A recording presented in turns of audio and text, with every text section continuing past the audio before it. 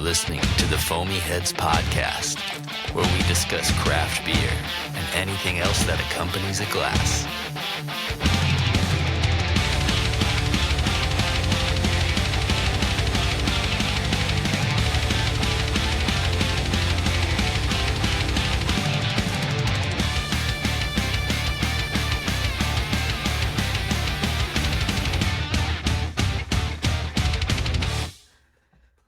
I'm excited for these beers, man. Burial edition, Mitch. Yeah. Burial edition. Thanks for joining us again, people who are tuning in. I'm terrible at introducing people or us or in general, but Don't need Mitch and Rich here. man. Mitch and Rich Yeah. here. It's just Mitch us. and Rich on the mic. And right. burial beers. Burial And beers, burial surprisingly, beers tonight. man. I'm really excited. Hey, man, props to you. Shout out to you, Mitch, for being able to score some burial beers in Atlanta Chattanooga. or Chattanooga. Like, that's Yeah. weird to me. Like, Yeah. being able to get burial beers in Tennessee is wild.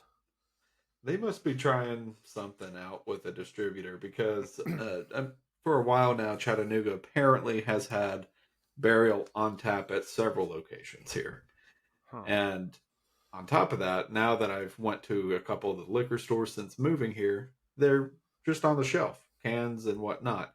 It's not like they're big sellers, though. It's not their big stouts. They're not like the, I guess, full wardrobe of Burial. It's just the select few cans that make it here.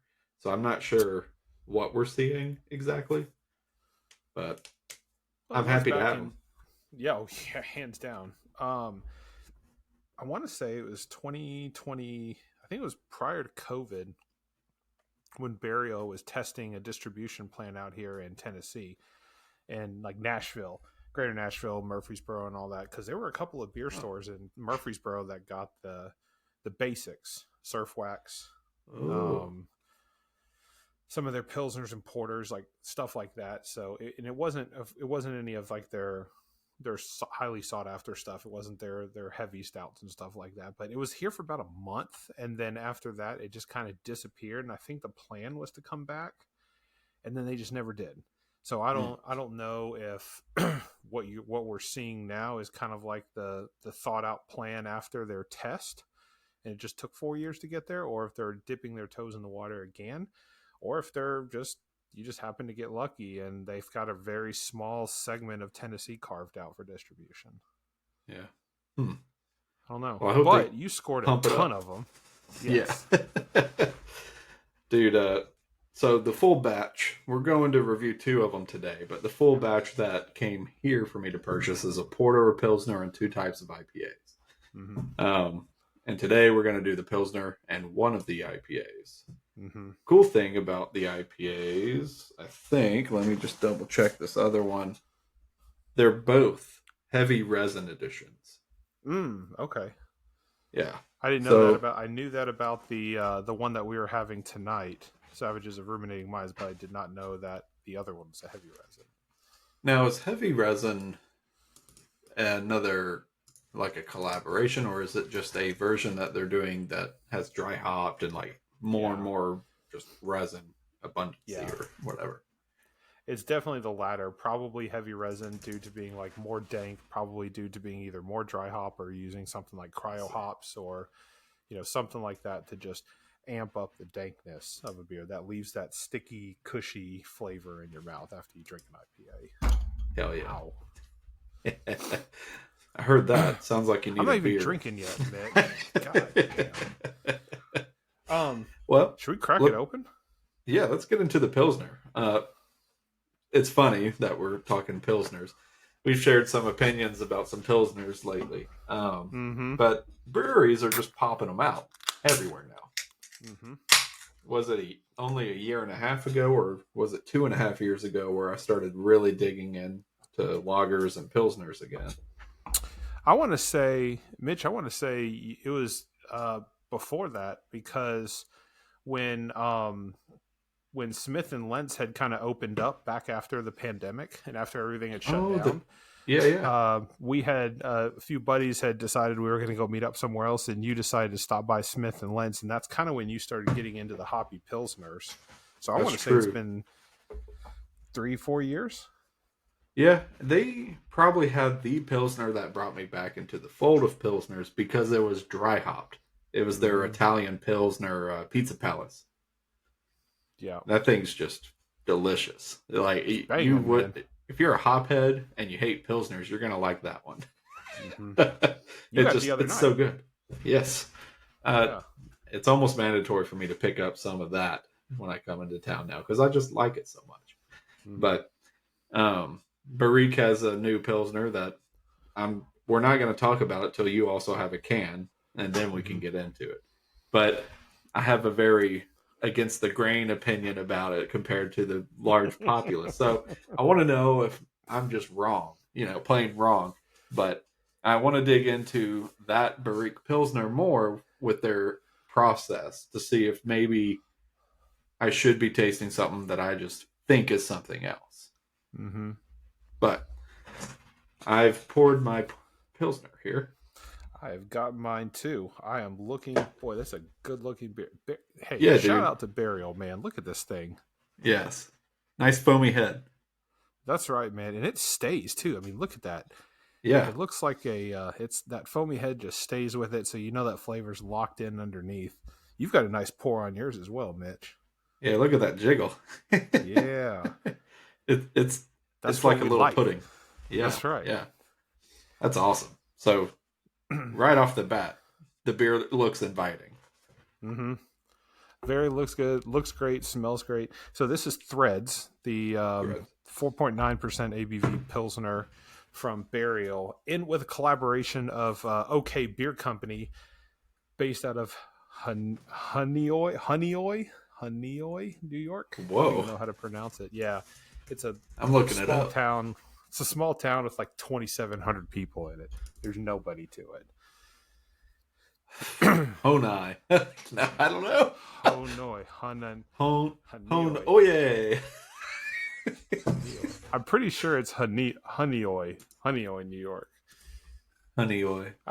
I had to throw it into Google and ask him how to pronounce it so I could get the pronunciation for it. Oh, I was just doing that. Yeah. Honeoye. Wow. Yeah. Honeoye. So 4.9% ABV, 37 IBUs, collaboration with OK Beer Company, a 5-barrel brewery.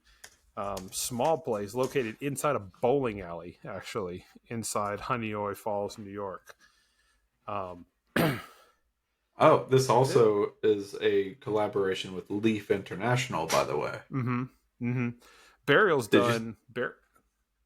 Sorry, I didn't know if you said that or not. Did I miss it? Nope, you did not. That's just something I was looking up too. Burial's done a lot of work with Leaf Global Arts anyway. I mean, they've been brewing beers with them since like 2016. So I don't know if this is one of those like collaboration beers they did for them. It kind of seems like it is, but I couldn't find much on it. Well, Leaf is a 501c, so I guess the collaboration, some of the probably purchases, the money goes to it. Okay. Yep. So less collaborative, but in partnership or for. Yeah, that's the the word 501c. for it then. Gotcha. Yeah, I know 100% of the proceeds from Threads go to benefit the Leaf Global Arts. Cool. Okay. Let's get in the nose real quick, though, by the way. What's this thing? This thing smells... I mean, this thing smells like a classic Pilsner. It's kind of... Oh, you've already dug into it. You already went right in. I tasted the foam earlier. Yeah. I skipped the step. But the nose, it's got something extra on there that I can't quite tell you. Because Pilsners don't always have like a nose I enjoy. Mm-hmm. You kind of smell like the yeast, I guess. And it's just kind of like... It can rub you right, it can rub you wrong, depending on your opinion. I think this is kind of the same thing for me. When I smell that, I go, it's not necessarily inviting. When I smell it, you're right. It's got that weird like nose profile on the end that makes you go, I don't know. But it's Burial, and those guys have a very hard time doing anything wrong. So I'll give them the benefit of the doubt. I will say, taking the sip, it doesn't taste like it smells. Like this thing is super clean.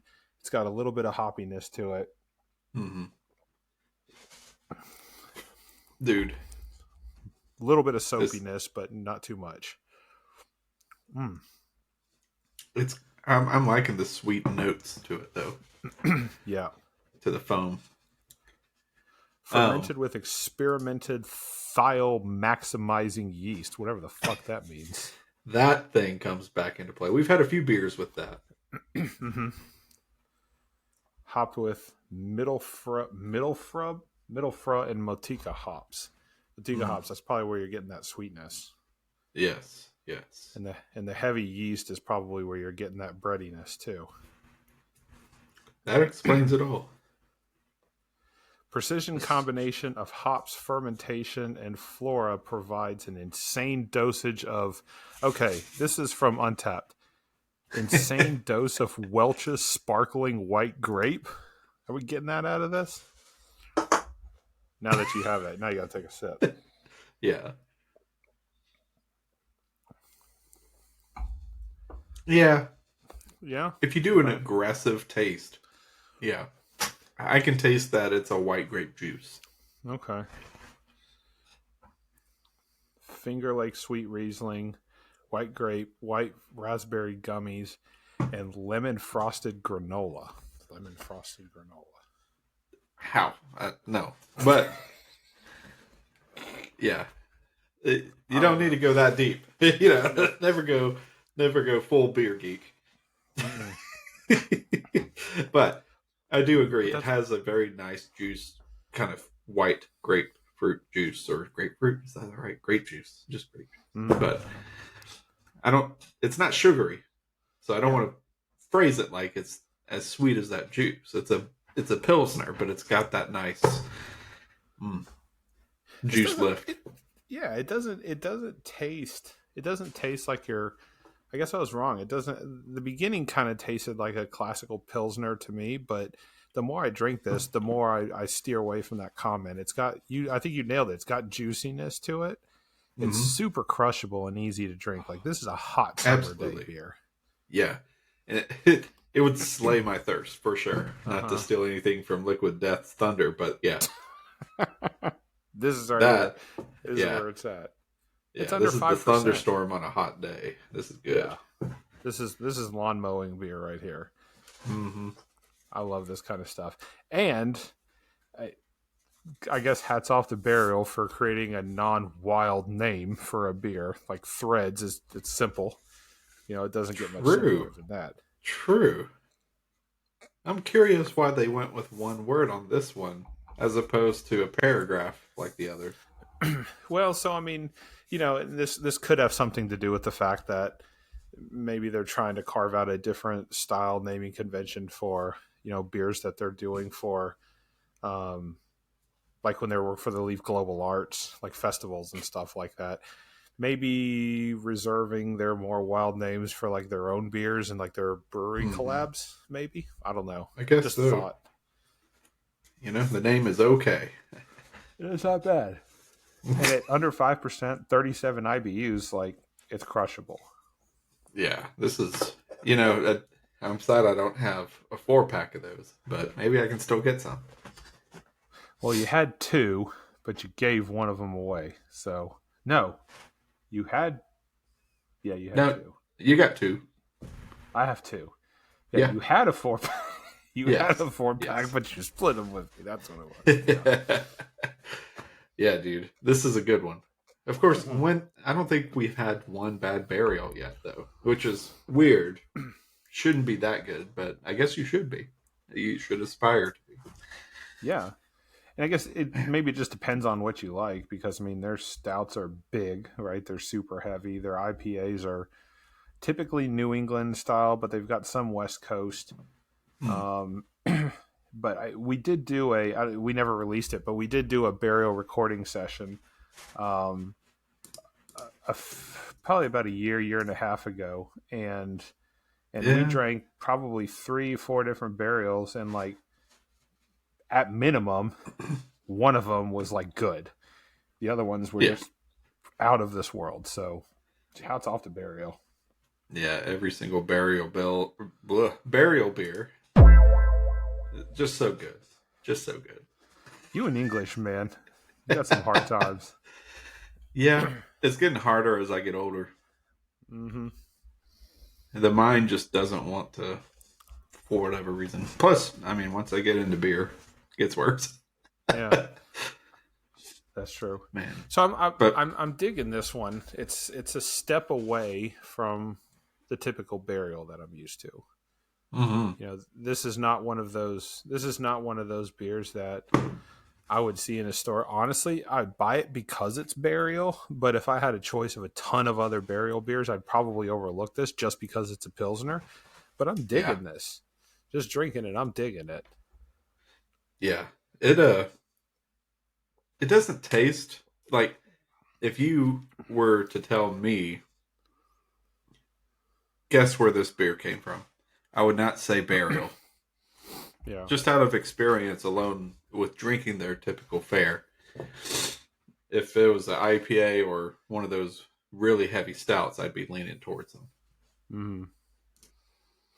Burial beers are definitely they're unique. They've got their own style and flavor.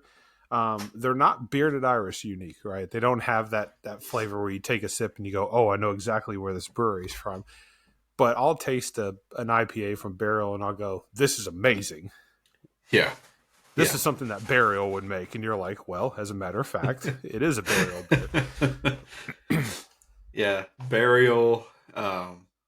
You can always tell Bearded Iris, but the one competitor to Burial would be, I'm trying to think their names because your guys are going to get some at Dark Lord Day coming up. Treehouse. Treehouse. Love those guys. Because their IPAs are just amazing as well. So when you have a damn good IPA that's not a Bearded Iris, you're like, hey, could it be? Could it be? I'm here for it too, man. I like the direction that IPAs are heading. I think that it's starting to get crowded, but that's okay with me because I like that style of beer. I'll drink the same style of beer over and over and over if I like it. Oh yeah, yeah. But it's definitely getting to the point where you can't tell anymore. You know, there's got to be a differentiator if you're going to continue pumping out beers like that in this space. Or you can just keep brewing really good IPAs. But the problem is there's so many good breweries that are doing that now. So you're not going to be able to stand out amongst the crowd. Big time. It's funny when you go interviewing breweries and stuff, and then you have your IPAs, and the trend, they always have a couple IPAs or more than two. And you try them, you're like, yeah, I like these too. It gets a little frustrating because you don't have a good identifier or mark of that brewery that led you to drink their IPA. It's not as good of a story. Homestyle is special in that regard, and everyone who's had a homestyle will know it. They somehow cracked the code on that one, right? It's Bearded Iris. You just know it right off the bat. So I'm waiting for a flood of Bearded Iris homestyle and imitation. But not imitations, but they're just doing the same process. Yeah, you want a brewery to be unique when they make that IPA. You want them to taste like that brewery, right? Yeah, yeah. But I don't think Bearded Iris has really stated what they do, but it's only a matter of time as people move around, I'm sure. Yeah, I'm sure it's a matter of, you know, most of their IPAs are brewed with Mosaic homestyles and all Mosaic IPA, but I'm sure a lot of it has to do with their filtration process and the minerals in the water that they use. That makes sense. And they probably use certain yeast profiles also that kind of give that juicy, you know, like thick part in the back of your throat that makes you go, oh, this is Bearded Iris. And it kind of gives you that little bit of a freshness, clean flavor. I go, this is definitely a Bearded Irish style beer.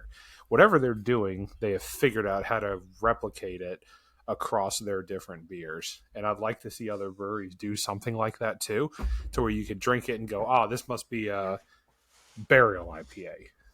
Yeah. Right now, I just drink a Burial IPA and go, this is a fucking awesome IPA.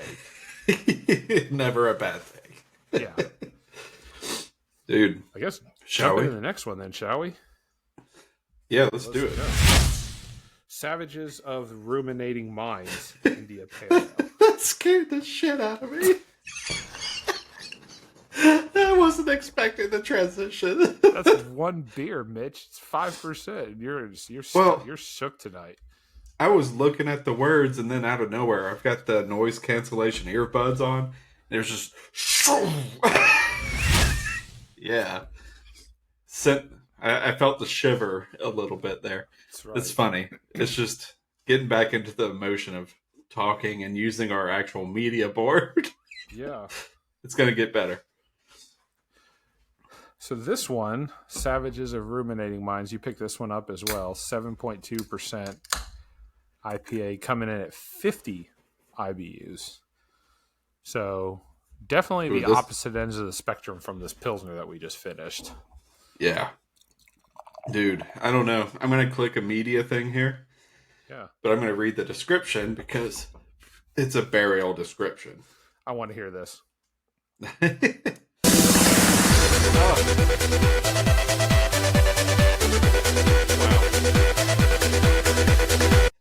I was hoping it was more, I was hoping it was more of the beginning where it's like, and it echoes in. Yeah. But that was right up in our face. Sorry. I'm just having fun with the media board now. And that's a song that I clicked on, apparently. But, okay. Anyway. Burial, this beer, the Savages of Ruminating Minds, or as I said earlier, the Savages of Ruminating Minds. As I was Googling it. Yeah. Where your demons reside, held at the brink of surreality. Fostered by your mind as the paintings of your own truth, a light beam we could not refract. The IPA that helped to define the burial style, usurped by the aura of the heavy resin. Made with wheat notes, whirlpooled with Mosaic Incognito and Cryo, double dry hopped with Mosaic Motueka Idaho 7, and a dose of the Mosaic Cryo. So they're using cryo hops in here. We kind of talked about that a little bit when we were talking about the resin edition. It's got that probably most using like double dry hopped and using a cryo style hop. I'm excited. This is I don't know. If it's just a danky beer, then Heavy Resin is just kind of really cool marketing to add to the spin. But it's got that, I mean, just on the nose, this thing has got that, it's got a super dank smell. Soapy, which is really weird to say for a beer because normally you're drinking, smelling soap and it's not going to taste good. But this thing smells like that. Savages of Ruminating Minds, Heavy Resin Edition, 7.2% ABV, 50 IBUs. So this is going to be the other end of the spectrum than what we just finished. This is getting heavy rankings. This is getting a 4.2 on Untappd and a 93 on Beer Advocate, which is outstanding. Heck yeah. Hold on. Yeah. Is it going to work? Is it going to do it? No, I guess not. People Apple just kind of... What the hell is Mitch doing? Yeah, Apple chooses when and when not to add fireworks. Yeah. 2 thumbs up. There it goes. All right, let's get into this. There we go. Heavy Resin Edition. Double dry hopped with Mosaic, Motueka, and Idaho 7. Beaming with loads of pineapple candy, orange pulp, and blueberry kush. Okay, so it's a weed. Supposedly. It's definitely got that dank ending to it. Mm-hmm. Yeah, nose is soapy. The foam is very hoppy. Oh yeah? I haven't had the beer yet, but yeah, the foam. I just chewed on it a couple times. I'm like, man, just very bitter. Yeah. Definitely can taste the pineapple in here. This is nice. Yeah. I can see why it's like a lower 4, which is really good out of 5. But yeah, I think I like the super heavy resin flavor on the end. Like it's kind of got like that stickiness that stays with you throughout the sip, and it stays on the palate at the end. It's a really good beer. Yum. It's Orange definitely pulp. got, yeah, it's got a little bit of that too much sweetness for me at the end for some reason. Yep. But Yeah, I would almost it's right at the prefer. end. I would almost prefer this being just a little less. And with Idaho 7 hops, it's really odd because I've had Idaho 7 hopped IPAs and I've had single hop Idaho 7. That thing is a super bitter hop. Like it is not meant to be for anything but bittering hops. There's no flavor to Idaho 7 hops. It's super bitter. There's no sweetness to it. So I'm trying to figure out where it's coming from. Maybe the Motueka hops, which is kind of giving it that fruitiness to it, possibly. But I wasn't expecting that sweetness on the end of this. Mm-mm. I like it. It's nice though. Yeah. Savages It almost, of Ruminating Minds. it doesn't make it marshmallowy, but I feel like it's got that sweet vanilla without the vanilla flavor. It's just that it's a little kick at the end. Yeah. I'm trying to describe, but you know. I'm definitely getting that I'm definitely getting that pineapple taste to it. That's the sweetness part I'm getting. Orange pulp, maybe a little bit from the citrusy, but it's not heavy to me. But I think that sweetness from the pineapple on the end is throwing me off a little bit. I can see pineapple.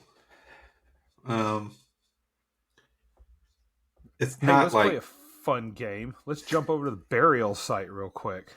all right, you doing it, or you want me to? Sure, I can do it. I'll jump on. Let's see here. I've got it pulled up. I just didn't. Go know. for it. Go All for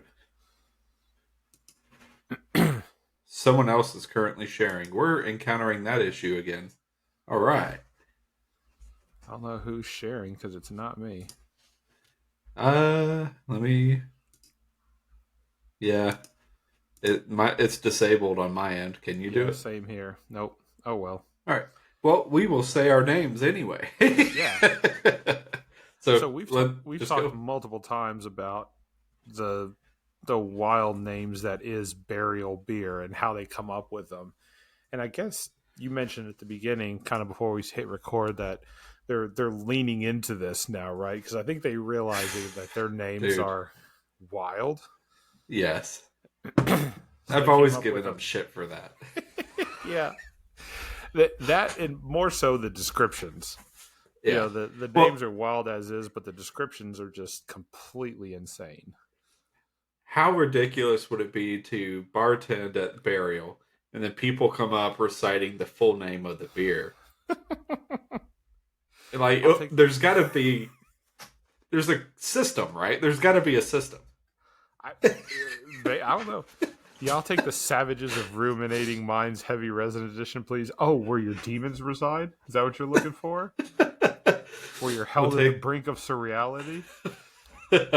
Sure, man. I think I remember, but I guess you have to have a descriptive name because they have so many on tap at a time. But yeah, the names can be 2 lines long, and the descriptions twice that. You know, so this one is short for all intent and purposes of burial naming conventions. This beer is only 4 words, right? Yeah. And that's true. The longer you make a beer name, the more creative and the more names you can pump out.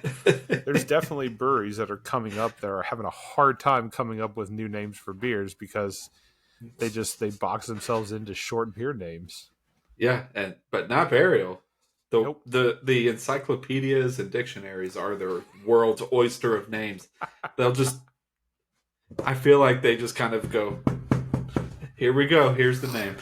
Yeah. I don't know, man. Or they probably just pull up this site and they probably just pull up their own site and be like, all right, let's choose somebody for the beer's name that we're going to come out. Like mine, for example. Okay, so let's go through this. I wish we could see the screen, but we can't because there's a bug with Riverside. But it's what's your burial beer name? So the first letter of your first name plus your birth month plus the last letter of your last name.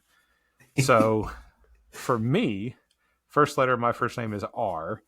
I'm going, oh, Jesus. Auto Fuck. Autoskediastic. Schedule or shediastic? Autosediastic I feel like wretchedness. skediastic. Autosediastic wretchedness along a metaphysical avenue to uncharted enclaves. Yep. Ugh. Shit. Autoschidiastic wretchedness along a metaphysical avenue to uncharted enclaves. Wow. Okay. Mm-hmm. Birth month, last letter. So M-O-C. Okay, here we go. Yeah. Acrimonious. Decrepitude. Inhabited by pale dread. Pretty cool. No, you did it wrong. It's the last letter of your last name, not the first letter of your last name. So you need to be looking at Y down at the end. I do. Okay, acrimonious, decrepitude, appropriated by endless hollow oaths. I'm even longer name now. I'm an even longer name. That's like a good IPA. I drink that IPA. Yeah, man. There's a good chance we already have drank that IPA. These are all recycled. Yeah. I wouldn't be surprised if they were. Yeah. We need a real burial fan to chime in and just be like, yeah, all these were already taken. God. So engulfed in the decaying convention. If I do the math right, 12 times, 20, 27 letters in the alphabet? 26. 27 letters. 26. 26 letters of the alphabet times 12 months in the year times 26 letters in the alphabet. You can come up with, it doesn't really seem right, 8,112 different beer names. I think it's because you did letters. Because you can make so many words with 26 letters.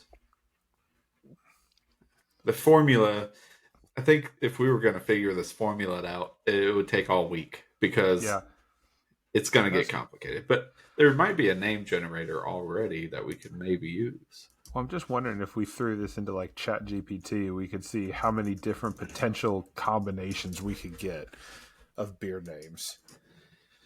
Interesting. There's a really shitty, and I would share this, craft beer name generator. And it's craftbeergenerator.com/index.html. Nice.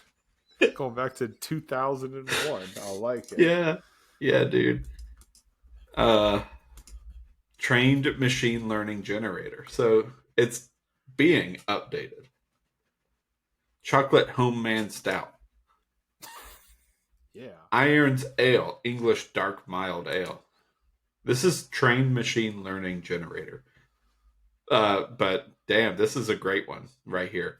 Pite Moop, Czech Pilsner. Pitemoop. Pite Moop, 2 words.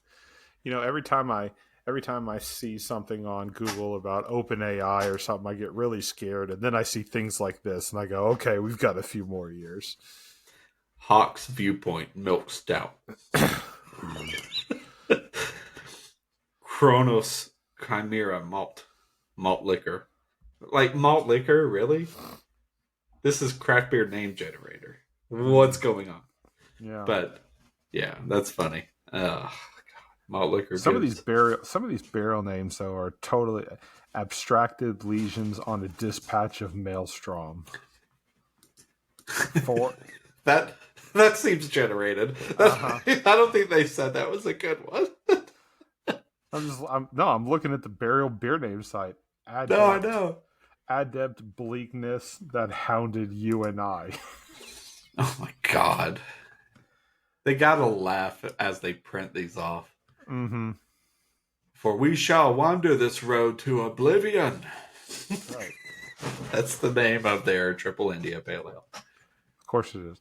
So what should we name this beer? I don't know. Provocative, melancholy, laden with incessant weariness. Nah, Can. I was thinking more of the clandestine quest of wayward creatures. Yeah, what was I thinking? My bad.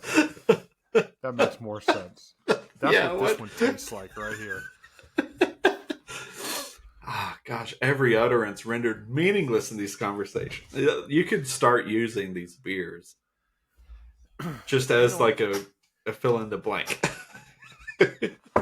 Mad Libs. Mad Libs. Yes, yeah. That's it. Burial has become the Room 101 nomenclature for beers. Dude, yeah, Room 101 is always talking about some type of hole. Mm-hmm. Mouth Some hole. type of hole. A void. I feel like Liquid Death is getting there. They're just not there with the crazy, like, long names. That's they true. definitely have unique names, and their marketing is kind of similar to Burial. Yeah. But the names aren't as long. But their descriptions, don't be scared, it's just water. Like, okay, Yeah. I won't be.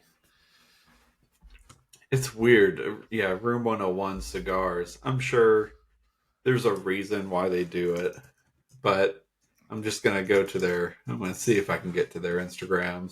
I don't know if I'm logged in. Let's see here. There's got to be one that has been recent that we can showcase. Someone else is currently sharing. Nobody's sharing the screen. No.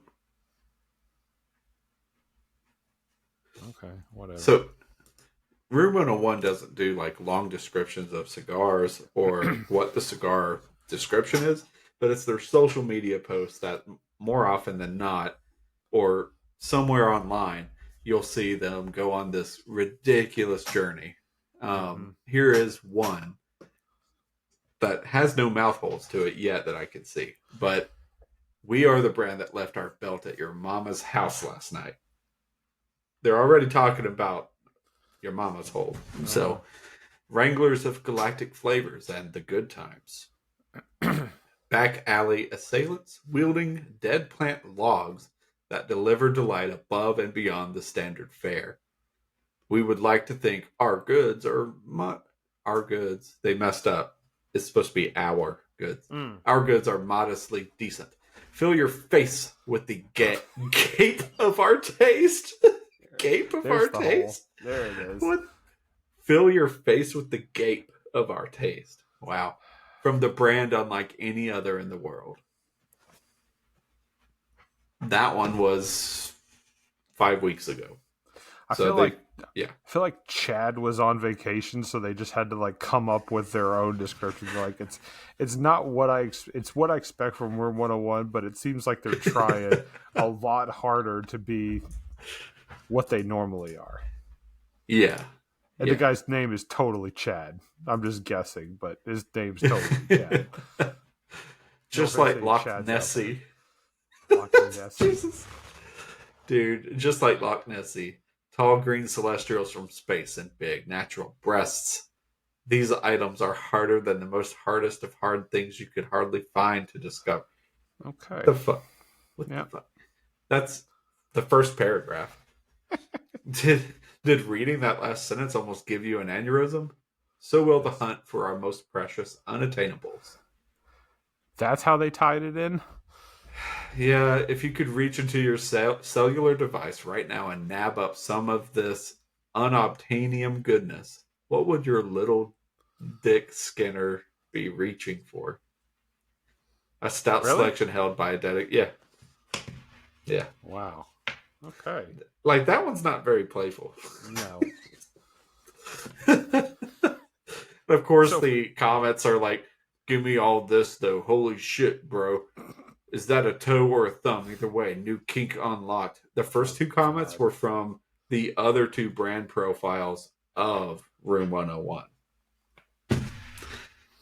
So, I wouldn't be surprised if the fourth one was affiliated in some way. Yeah.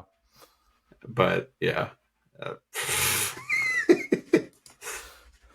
That's Room 101. And I'm glad Burial doesn't stick to one premise.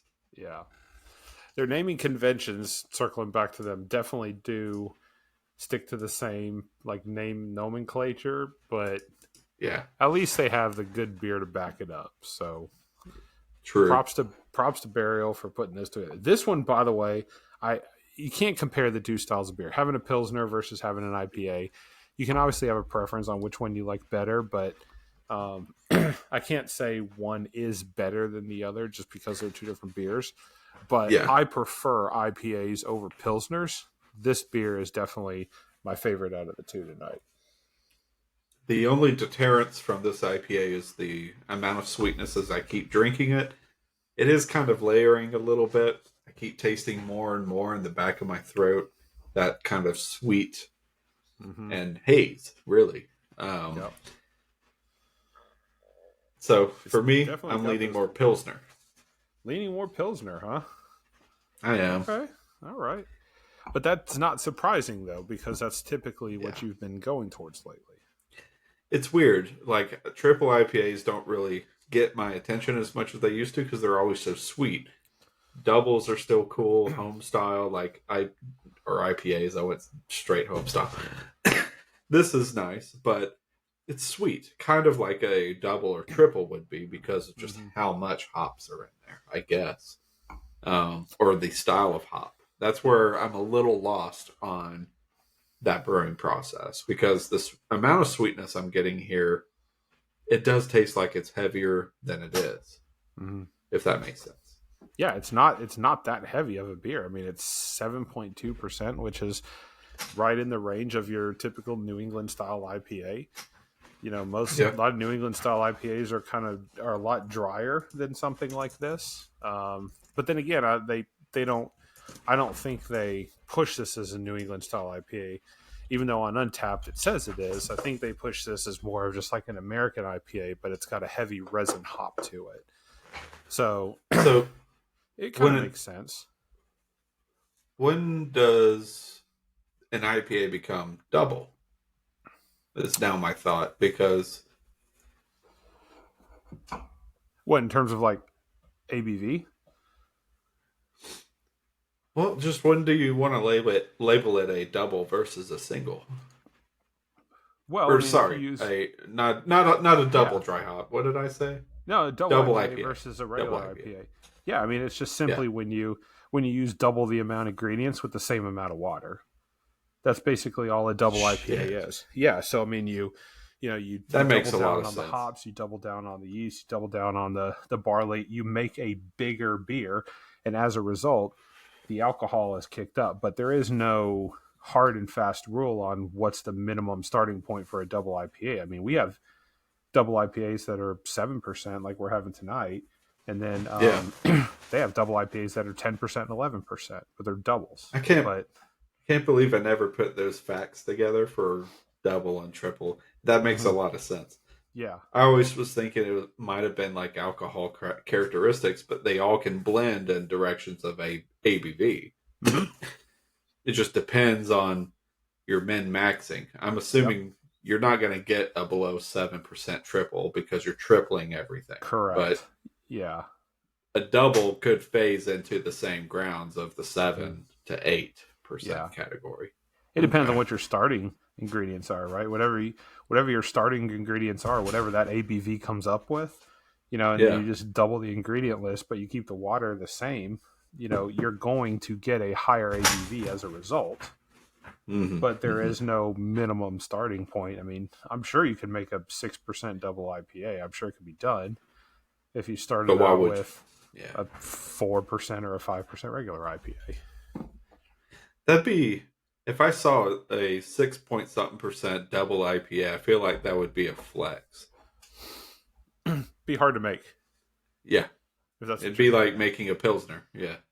It has to be exact, kind of. Yeah. Interesting. So I'm going. What if that could be a sessionable double IPA? Sorry. I don't think. I definitely think It's a joke. Okay, but see, Yeah. you've got my analytical mind going now, no. so I have a hard time differentiating. I'm over here like. But you get all the people who go, 6%. no, sip. That's exactly what I was doing. No.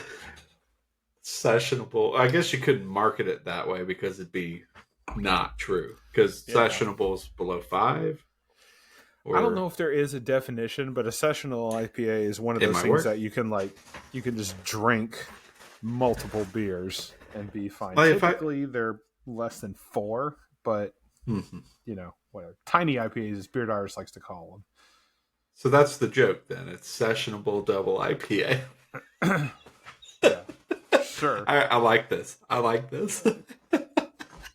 Foamy Head's bringing you the first sessionable double IPA. Triple dry We'll have hop. to think of a fun name. Oh God, triple. Oh, I've got a fun name right here for it. It is the ubiquitous wretchedness beyond the culmination of continuation. See how easy that was? It's sessionable.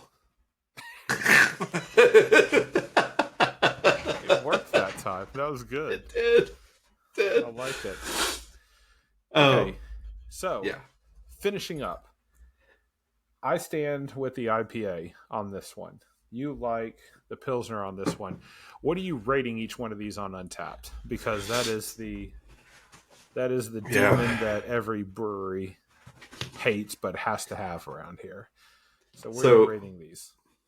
I'll do 2 ratings for each because I'm kind of adjusting the Untappd ratings to be more in the favor of the brewer when it comes to success of how much I enjoyed it. Because the rating system I want to do doesn't help the brewer's case, right? Mm-hmm. The whole, out of 5 bottle caps. So I would give the IPA a 3.75 on my personal opinion, but it's a really delicious beer, so it's a 4.5. It's very abstract the way I'm rating it, right? But I don't want the brewers to think it was a terrible thing from the world. I'm sure this one already had high ratings though from what you told me. Mm-hmm. The Pilsner, I would probably be closer to the mark on rating for both kind of opinions, 4.25. I'd probably put that as the whole thing. I did enjoy the IPA a lot. It's got a lot of, I don't want to say complexity. It's a lot of dank. It's a lot of haze. It's delicious. My mouth is sweating and I need to drink more kind of thing. The sweetness is really the only part I could leave that. I wouldn't want that. That's it though. That's my only complaint. The nose is great. Tastes good. The Looks sweetness, great too. The lack of, it looks really good. If the sweetness were to be dialed back a little bit, you'd give it a higher rating. I would. It'd be 4.75 to 5. 2 marks off from perfect kind of thing. Yeah. So. I'm actually kind of going in the same direction that you are, but from like the opposite beer. So I think the Burial Pilsner collab with OK Brewing sits around a 3.5 to 3.75 for me. Particularly because I have enjoyed the more hoppier style Pilsners. And so the likenesses of Smith and Lentz and whatnot. So just for me personally, I feel like if these guys, and they were trying to make it a hoppy Pilsner because they were adding multiple styles of hops into it, I feel like they were holding back a little bit on that. I think I'm going to give them a 3.75 because I think that if they were to amp up the hops a little bit more and truly lean into the hoppy style Pilsner that they were trying to make, it would have gotten a higher rating. The IPA, on the other hand, is definitely right up my alley. I like that sweetness at the end. I like the dankness, the resiny that comes with it. I'm going 4.5 on that because that's just it's directly my style of beer. To make it better, I don't know. I kind of go with you. Dial back just a tad on the sweetness. you could potentially amp up the booziness just a little bit. Just make it feel like, a 7% beer, because it did not drink like a 7% beer. It was thick and it was juicy and it was dank, but there was no booziness to it whatsoever. Yeah, yeah. Which is a good thing. It can be a good thing, but lean into it a little bit. I feel like both of these beers were amazing, but they were both holding back in some aspect of the style that they were trying to achieve, and that's kind of deterring me on my rating a little bit. That's a good critique, man. Yeah. That's really good. So that's what I'm going with. 3.75 for the Pilsner, 4.5 for the IPA. Nice. Final ratings. Hell yeah. Final ratings. But good job, Burial. Killing it. Knocking it out of the park as usual. Part of me wishes we had that button to lock in our answer. Was it Who Wants to Be a Millionaire? Or they're like, final answer. Yeah. Yeah. Some cheesy sound effect. We'll have to find one. Yeah. We've got plenty of them. We just got to figure out how to use them and where to put them in. That's true. Man, I'm glad we didn't do all 4 beers today. Even though I was ready to. But, that's right. So we'll have 2 these more. have hit hard. Right. We'll do 2 more. We've got another session coming up down the pipeline, which we'll have the porter, right? Mm-hmm. I think we're doing the what do they call it? It was the light grinder porter, and then their West Coast style IPA, Artistry of Absent-Mindedness, because of course it was.